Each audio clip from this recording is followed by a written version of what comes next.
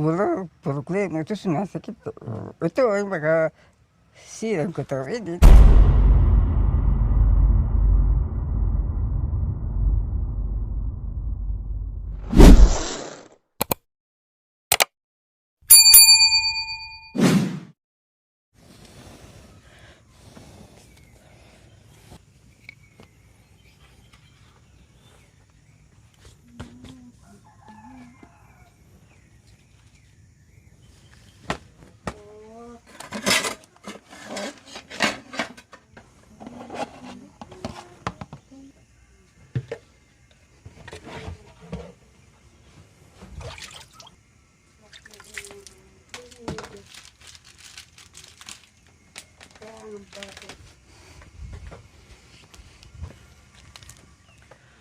So, ayan po mga kabayan, move on tayo dahil tapos na po ang mga pag-uusap po namin, no? Kinausap ko na po sa mga kabayan at alam na po natin, although meron pa ring kanya-kanyang opinion, may iilan na hindi naniwala, may iilan na naniwala po mga kabayan, kumbaga. So, ako nga ay marami pa rin katanungan po mga kabayan, pero kailangan ko mag-move on at nakita niyo naman kanina sa mga vlogs namin mga kabayan ay hindi na po namin napag-usapan. So, nandito kami na kahit papaano kung ano man yung nangyari, merong nakakaintindi ni tatay, no, merong naiinis, no. Kasi alam niyo po si Tatay Romy mga kabayan, may mga rason kung bakit niya yun nagawa mga kabayan. Meron na diyaang dahil sa sobrang pagod sa trabaho, baka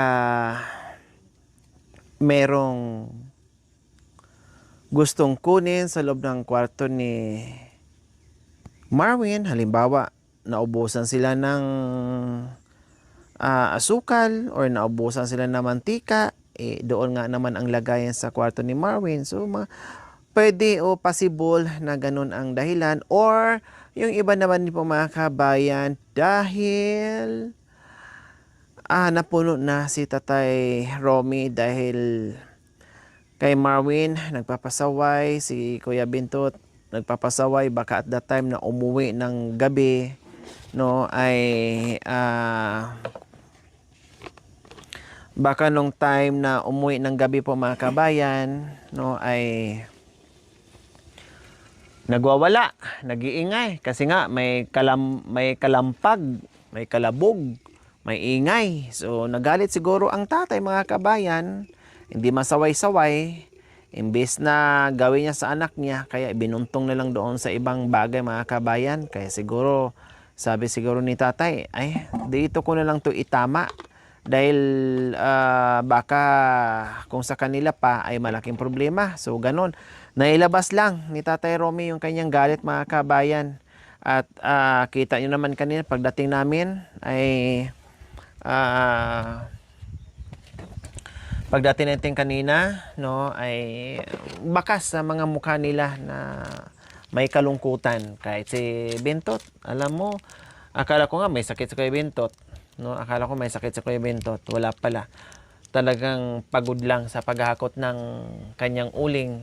Tapos nadat na natin, no, at nagkakape. Then si Tatay Romy din nagkakape at ibang pwesto din. Di ako mapapagod. Ay, sorry. Ayan. Oh, sige na. Oh. Sige, tuloy. Hindi mapapagod dahil Nandiyan ka naman. buti naman. Siyempre. Pag nandito ako, wag mapagod. Kailangan masaya lang tayo. Hindi pa lang baka mabuwal. O, buksan mo. Sino yun? Siyempre anak niya yun. Hmm. Pinutuan sa namin. Ano na siya. Ayaw mo mamidi? Magkape? Naman ngayon, ibang flavor na naman ang binili ko mga kabayan. Noong nakaraan, ubos na, pinaglagyan na niya ng Ganyan pala ang laman. O sige, kuha ka, kuha ka. Tawag nito, ganyan pala ang laman mga kabayan. Ito masarap to. Oh. Ayan, oh.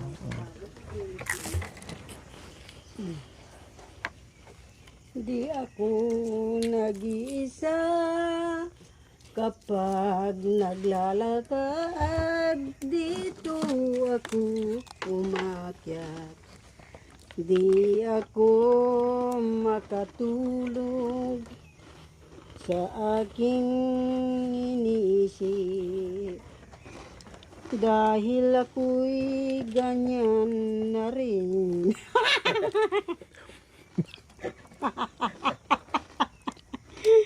Sa ating pagkayo, Anong ganyan? ako'y ninenervyos kapag ika'y lumahon. Di ako iiyak sa ating paglaho, dahil masakit sa akin. Nangyayari na ba ang ating pag-iwan? Puso mo'y nasasaktan. Ano nga ba nangyari? Kung ito'y saktan mo sa uling sandali, di ako ito mapapagod. Ay, makukuha ng biscuit. Tapos Sa nang tuloy. iyong pagsandali, pag ito'y pumanaw sa iyong paningin, kayo ay iiyak at kayo'y iiyak kapag aalis ako. Wow. Iiyak talaga ako pag nawala ka, siyempre. Mamimiss kita eh. Alam mo naman na mahal na kita. Kailan ka alis bukas? Alis ako bukas. Ang tagal naman. Mamaya na lang. Nararamdam ko aking hinday kapag ako'y nagdarasal. Sinulatan kita, hindi mo nabasa, dahil mapula na ang iyong mga mata.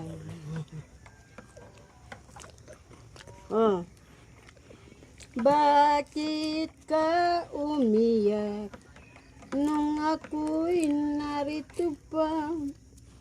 Nang ako'y lumayo, sinaktan mo ko, dahil ang luha mo'y iniwan ko sa'yo. Bakit mo ba ako hindi kakilala? Paglaho natin sinta, doon sa ulap tayo magkita. Ngayon'y umiyak, parang ulan na. Yan. Wow. Naintirap kami mga kabayan. Kumanta. O siyempre, pagkantahin pa natin. Naintirap ako. Dahil gustong kumanta. O, kundi maganda para masaya. Kundi pakantahin.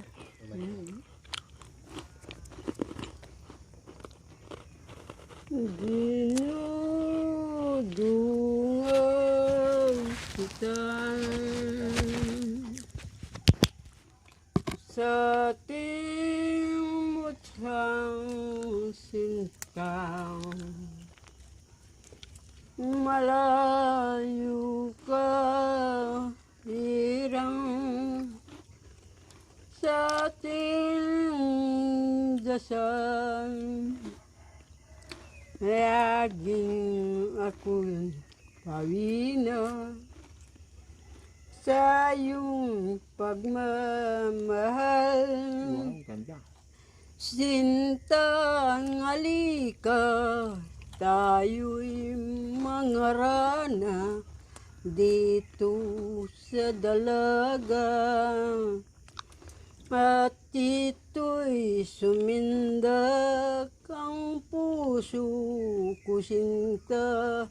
Ito ang inulog ng langit para sa kanya.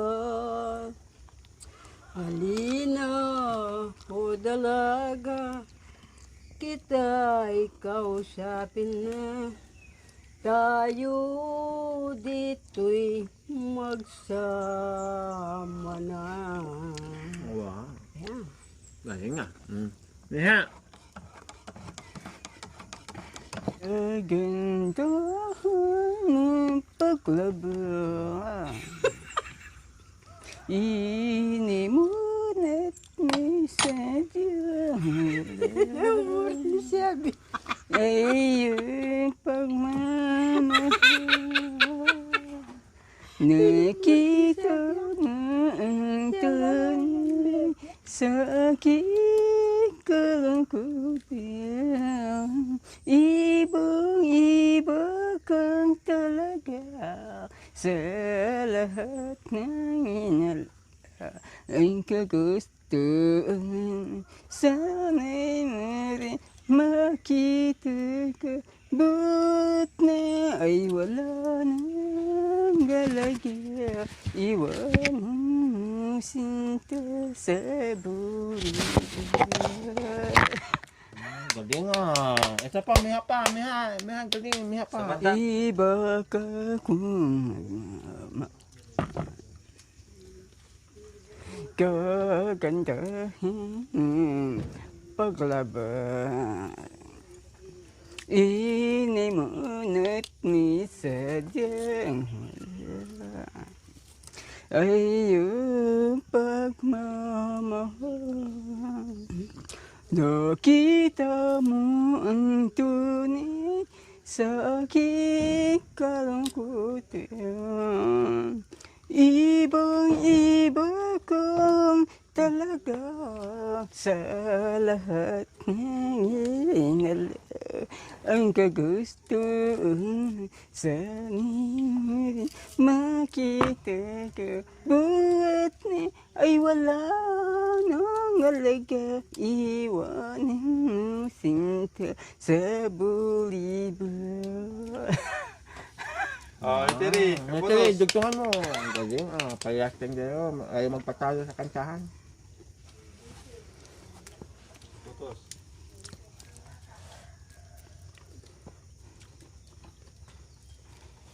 Hindi ko ba wakas niya pagsulong? Aminadong puso kita'y tinuksong. Dito nagwawakas ang iyong pagsuyong. Magpapalam tayo hindi magkasundon. Ngayon madilim na ang kahapon ako. Ngayon ibabangon at hindi na totoo. Kaya ako'y natukso sa iyo,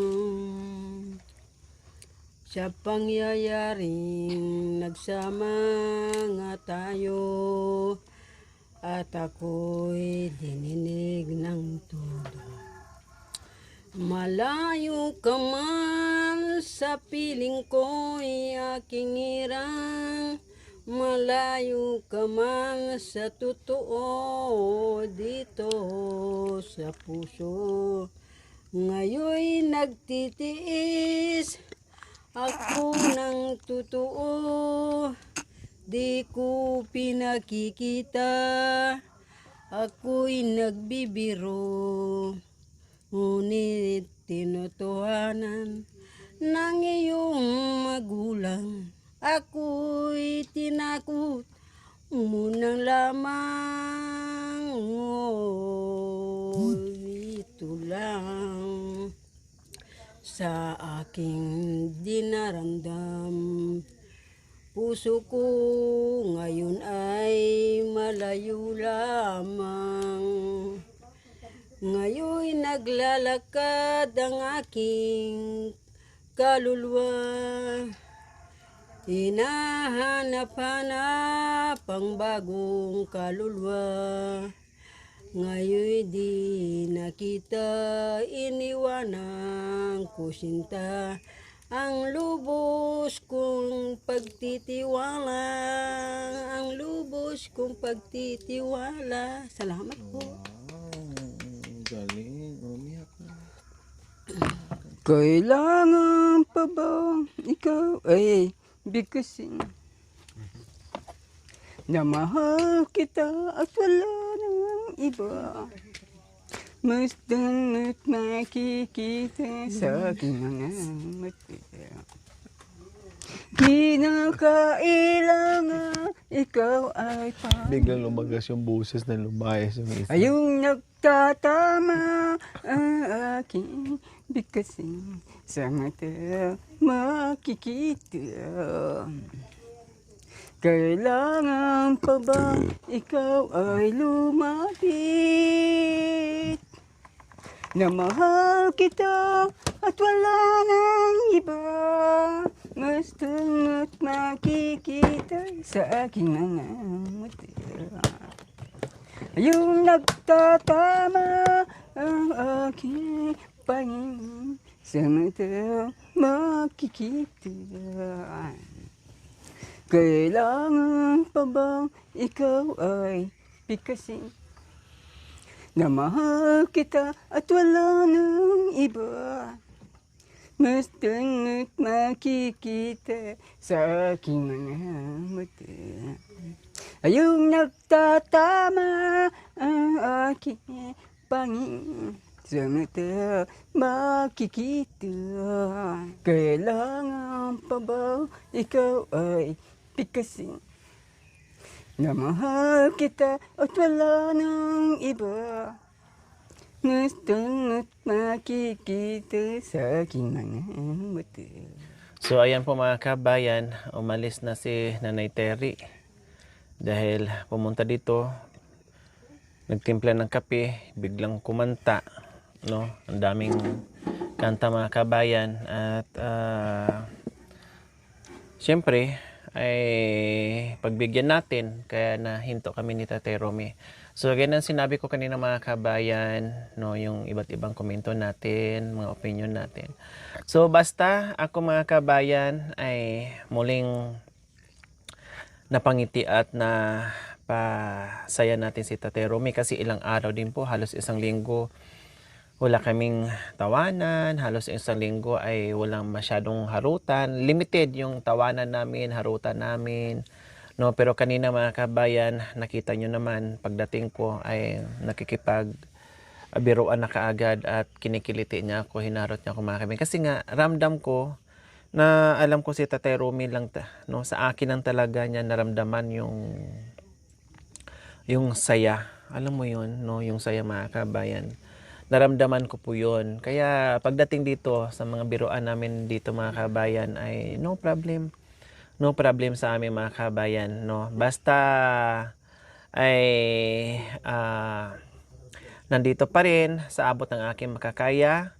Ang intindihin ko na lang po mga kabayan ay si Tatay Romy, no? Si Tatay Romy. Sabi ko nga ay andiyan pa din yung ayuda at hinatid natin kanina na dala-dala natin yung ayuda mga kabayan. O mamaya may alis na tayo. Niyayaya na ako ni Nanay Terry, lagpas na daw alas 6. So ngayon ay nandito tayo para kay Tatay Romy, no, intindihin ko na lang yung mga bagay-bagay, tapos back to normal, nakasama namin si Tatay Romy mga kabayan. At tulad ng sinabi ko, kung anong pagkain na dala namin dito, nabigay ng sponsors or sponsor, no, ay hindi natin pwedeng pagdamutan kung sino ang nandyan na anak niya. Sige, malayang kumain dyan, no.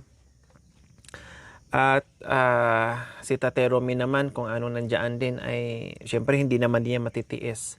'Di ba? Iisa ang bubong nila mga kabayan, alangan naman pagdamutan niya yung mga anak niya. No? So wala naging issue sa pagkain mga kabayan kasi sobra-sobra nga. Nakita niyo naman kanina mga kabayan, sobra-sobra yung pagkain nila. So doon lang sa mga problema. So ngayon, dahil ang intindihin ko ay si Tatay Romy, no? Kung ngayon nandito si Marvin, no problem. Kung nandito din si Kuya Bintot, no problem. Tulad kanina, dumating, no, ay may ulam dyan, may niluto, kumain ka na. Pero siya mismo ay sabi niya mamaya na kasi pagod ako sa paghahakot. Baka machok daw. Baka mabulunan sa mga kabayan. Hirap, no? So, sabi ko, sige, kain ka na lang dyan. So, ngayon, Tatay Romy, wag na malungkot, ha? Ayaw ko na darating yung panahon na babalik ka sa dati. O, ayan, yung kahoy na yan, Alam mo yung kahoy na yan? Ayan, yung kahoy na yan, dyan ka dati. Dyan ka dati, naalala mo? Oh, yeah. Dyan ka dati. Nakaupo ka dyan, nagyuyusi. Nakaganon. Tapos kapit, nakaganyan. Di ba dati, no? Dyan ka upo. Tapos dyan ka rin higa. Ne? No. Oh. Dyan siya higa, ganyan. Minsan maabutan ko nakasapi ng ano. Alam, nakita niyo naman yun nakasapi. So, dyan. So, ayaw ko na darating yung panahon na babalik ka sa dati. Pumayat ka, imbes yung pisngi mo noon ay maumbok na. Tapos yung mga dito mong braso malalaki na. Ngayon pumayat ka. Tapos humaba na naman yung buhok, humaba na naman yung balbas mo. Kulang na lang uupo ka dyan sa puno na yan ay talagang halos ganyan na yung hitsura mo. Tapos medyo yung dito ni Tatay Romy, yellowish yan. No, yellowish yung mga kabayan as in yellowish talaga yung dati. Ito kahit papaano ay mamula-mula na or hindi na ganun tulad dati na kawawa talaga. No, yellowish talaga yung mga kabayan. Tapos, huwag mo nang problemahin yung mga anak mo. Ha? Huwag mo nang problemahin. Meron nang makain. Merong grocery. May pagkain, so kain ka na lang, magluto ka, kain ka na lang. Ngayon, kung nandyan mga anak mo kakain, o sige, yayain mong kumain kung may pagkain ka na naluto dyan. Walang problema. Ang ibig kong sabihin, huwag mong intindihin kung anong mga ginagawa nila dyan. No? Kung naghahanap buhay sila, hayaan mo lang. Maghahanap buhay sila, sige. No? At kung sakaling may isa sa kanila na lasing or nagmamaoy dyan or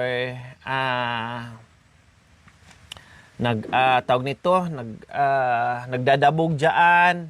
So pagsabihan mo na lang, sawayan mo na lang. So wag ka nang gumamit ng itak o wag ka nang gumamit ng anumang bagay na mas lalo pang delikado at mas lalo pang lalala yung problema. Ne? Tapos,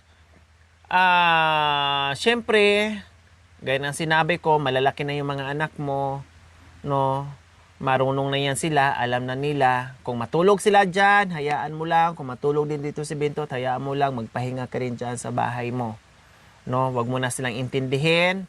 Kumilos ka dito sa kung anong kilos mo tulad ng dati. No? Malaya kang kumilos. No? Gawin mo. Sila, hayaan mo para hindi ka ma-stress. Kasi kung intindihin mo sila, para katuloy ngayong may mga anak na mga maliliit na iniintindi mo. Pinagsasaing mo, naguhugas, nagdilinis, sinasandukan. Nakikita ko yan, Tatay Romy nagsasandok, ikaw pa naghahanda. So minsan nangangahoy. Kung ano-ano na lang. Para katuloy nagkaroon ngayon ng ng anak na mga bata pa na hindi kayang kumilos.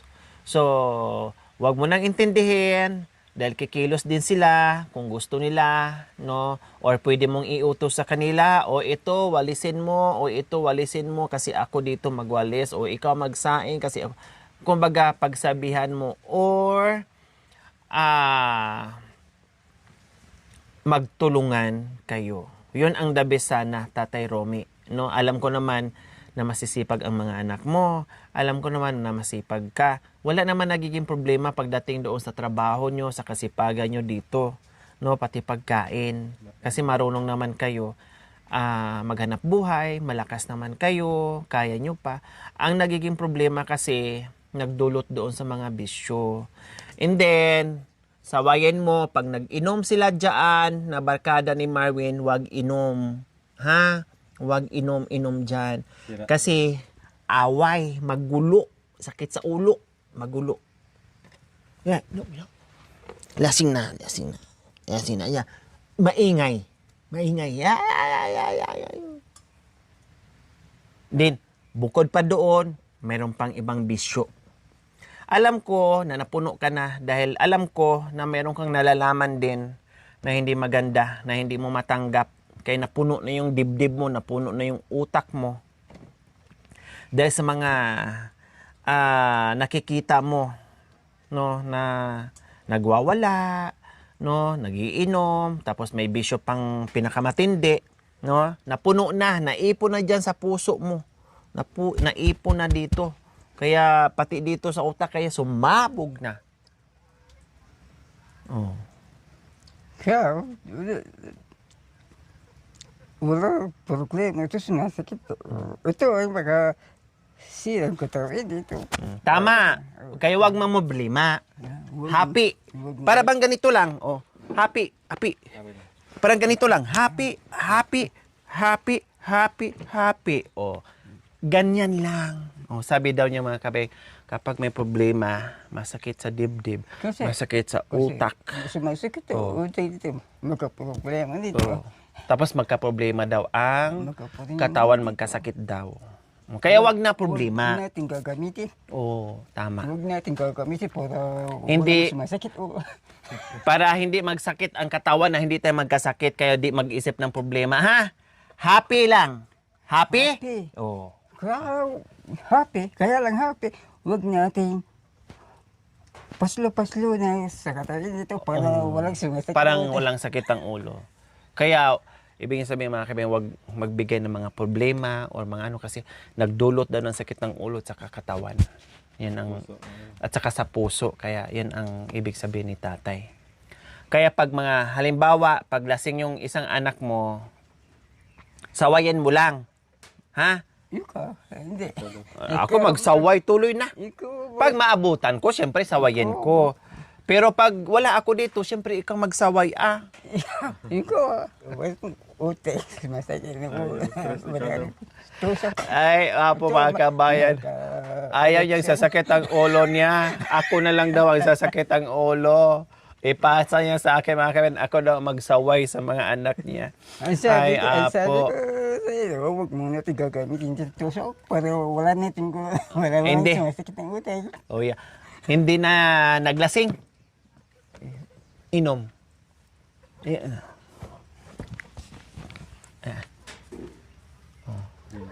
Wala na.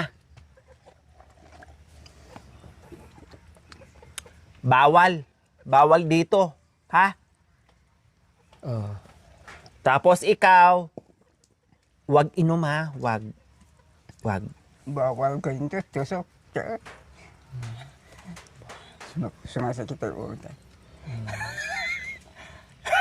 Para yung pagtabas doon hindi na maulit. Para wala na problema. Yeah. Yung sabi mo, kung tusok, tusok yan, magtusok yan. Sino na, nagsasakit ulo. Kaya wag na isip problema. Happy. Huwag gagamitin. Wala kumasok ng gulo. Tapos, yung syempre, no, ay talagang ang buhay ay kasama yung problema. Ang buhay ay kasama yung problema sa buhay natin. Pero, Ngaralan mo rin yung mga anak mo, pwede mo namang kausapin na huwag kayo masyado magbarkada, huwag kayo masyado mag-iinom, at huwag kayo magdagdag ng bisyo nyo kasi makasakit sa ulo. Kasi matanda. Matanda na sila? Oo, matanda. Ganito, napasok dito.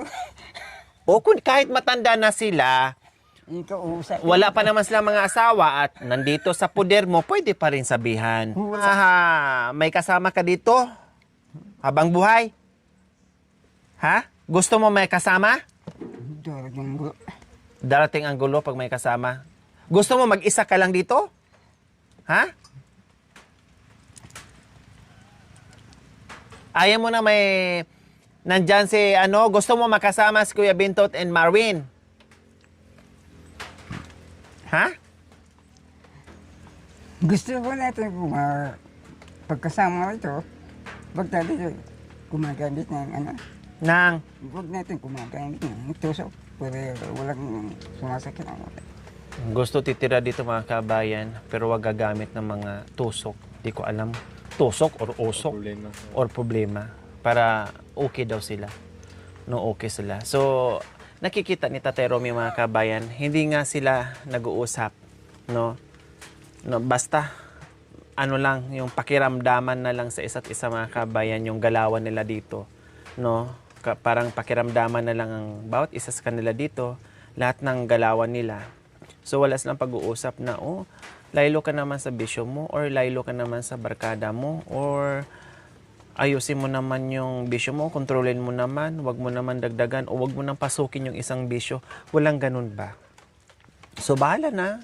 Basta galaw si Marwin, galaw si Bintot, galaw siya, no? Bahala na kanya-kanya. Isang bubong puro kanya-kanya sila. So yung nangyari din, no, na yung kulang ba sa guide ang bawat isa mga kabayan, kulang sa pag-uusap. Kaya darating ang panahon na parang meron isa sa kanila na mapariwara, mapabarkada, no, kainin ng barkada, kung hindi ka marunong mag-control, at talagang lalamunin ka sa barkada mga kabayan. Tapos ang ending ay hindi ka magkakaproblema sa barkada, magkakaproblema ka sa pamilya mo. 'Di ba? Kasi hindi naman nila maramdaman yan magbarkada na nakadisturbo sila or may ginawa silang mali or tama ba yan o hindi. Hindi naman lang maisip yun eh. Siyempre ang makaramdam at suffer nun is yung pamilya mga kabayan. Kaya yun lang ang tanging hiling ni Tatay Romy, na sana wag magbitbit ng problema dahil nakakadulot ng sakit at masakit sa puso, masakit sa utak, masakit sa kung ano, no, na walang pag-uumpisahan ng gulo kasi magulo. Kumbaga, sa madaling salita ayaw ni Tatay Romy ng magulo mga kabayan. Kaya kahit pa paano ay ako nakahinga-hinga na rin ng konti kahit pa paano mga kabayan. At masaya na rin na nakita ko si Tatay Romy na kahit pa paano napangiti na ng maayos. Hindi katulad nung nakaraan ng ngiti pero ramdam mo talaga na problemado or may iniisip. Ngayon iba, no, ngiti na siya, tatawa na, nakikipagbiruan na. So kumbaga parang yung nagagawa niya noon ay kahit papaano ay bumalik po mga kabayan. Yun nga lang, ang pinaka-worst natin na mangyari po na wag naman sana ay kung kailan na naranasan ni Tatay Romy yung buhay na ganito, no, yung simpleng pamumuhay na maayos, no, plus pagkain, hindi pa problema. And then babalik yung katawan niya, yung itsura niya sa dati dahil sa stress. So ito yung natin, tinitingnan na ang gulo mga kabayan, na magiging okay lang si Tatay Romy, na hindi babalik yung katawan niya dati na sobrang payat, no, yung mata naninilaw, yung mga kamay naninilaw, mga paa naninilaw, lahat, kahit yung skin ni Tatay noon, yung balat niya nagiluwis, pero awa ng Diyos mga kabayan na dumating tayo ay nawala yun, no, tumaba, nagiging masaya, nagiging malinis lahat. No, lahat mga kabayan. So sana hindi maibalik yung dating buhay. Kasi sabi ko nga, pinaalala ko at tinuro ko sa kanya itong punong kahoy na ito, na kung saan, diyan siya nakaupo, Diyan siya nakasandal, diyan siya humihiga sa kapirasong bulong ng saging, diyan siya nagsasaing, diyan siya kumakain, no? Lahat nandyan mga kabayan. Kaya pinaalala ko sa kanya, tinuro ko sa kanya mga kabayan at alam niya, no? Alam niya. Kaya mga kabayan, no, pasalamat pa rin po tayo at talagang may mga taong sobrang malaki ang puso, no? Tulad sa naging sponsors po ni Tatay Romy. At ngayon, na kahit inulan ng mga iba't ibang opinion po mga kabayan, no? Iba't ibang opinions po mga kabayan, pero still nandiyan pa din, no? Nandiyan pa rin. Nangingibaba pa rin yung pagmamahal, no? Na may suporta pa rin natatanggap, no? Na nahinatid natin kanina mga kabayan, na binili natin na galing po kay Tita Dina from Hawaii po mga kabayan. So wala, no? Wala. Alangan naman ang problema o problema ng mga anak ay idamay natin si Tatay Romy. Nadamay nga lang siya, no? Ibig kong sabihin, alangan naman na yung biyaya ni Tatay Romy na deserve naman niya, no? Na nagkaroon ng problema yung mga anak and then madamay siya, no? Kasi kung totoo si mga kabayan, kung siya lang dito, wala, hindi natin maranasan ngayon yung naging problema, no? Hindi mangyari yan, yung problema na yan, kung siya lang mag-isa dito. 'Di ba? Hindi mangyari yung problema na yon kung siya lang mag-isa dito. Always happy talaga. Always happy talaga. Nadamay lang kasi may kasama na siya. So tinanong ko nga siya kung gusto ba niya may kasama pa dito, no?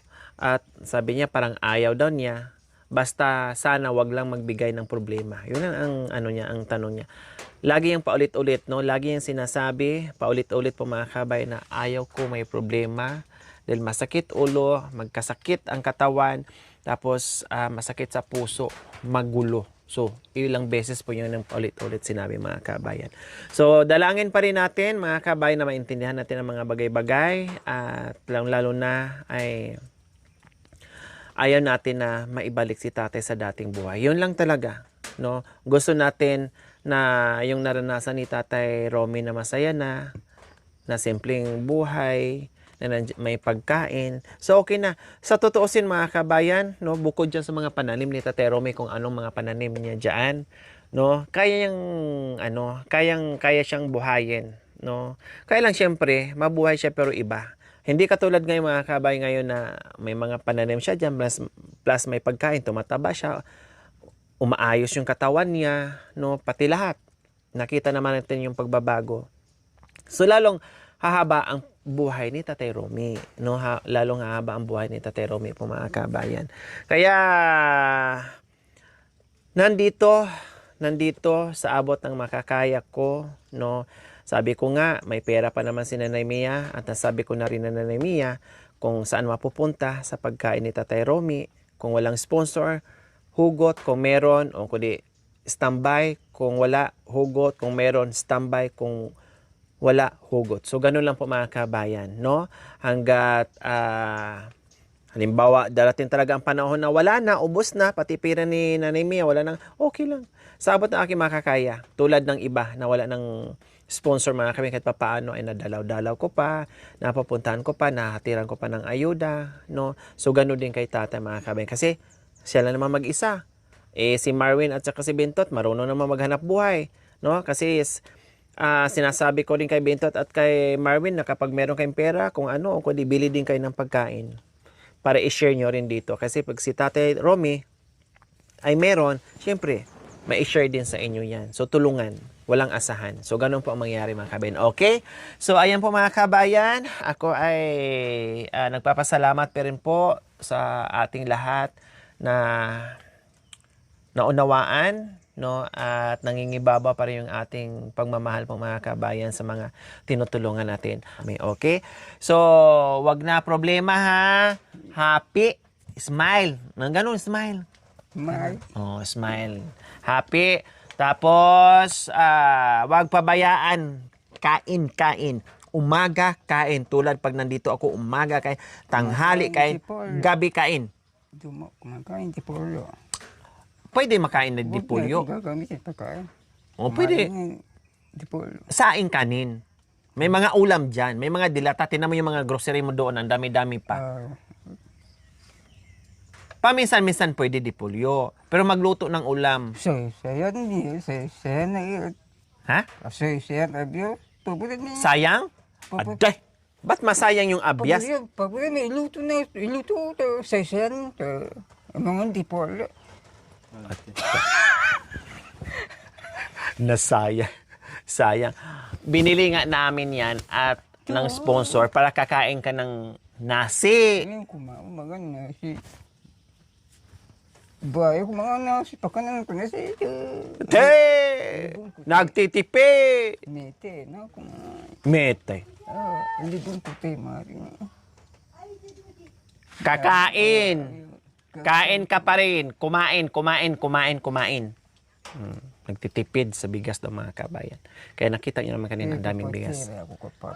Balik na lang kami dito bukas ha. Kumain ka. May ulam akong niluto dyan. Maraming nasi. Kumain kayo. Okay?